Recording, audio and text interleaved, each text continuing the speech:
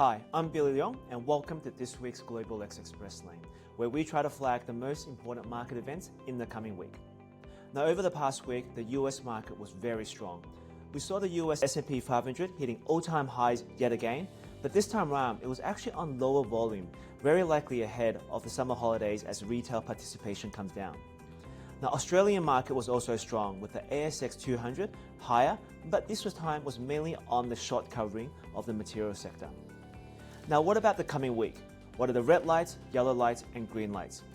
In terms of potential positive catalysts, we believe it could be the outcome of the Jackson Hole Symposium in the US.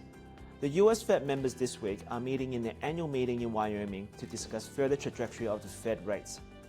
With the US macro data coming in at a Goldilocks environment, we believe it leaves little room for Jerome Powell to deviate from the dovish expectations of the market.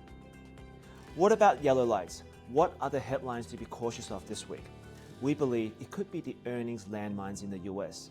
And what I mean by that is that since we have a lot of earnings already reported, we still have a lot of US retailers reporting this week. And this could provide us with potential price pressures or potential tariff impact that hasn't been seen by the market right now. Now, what about red lights? What could grind markets to a halt?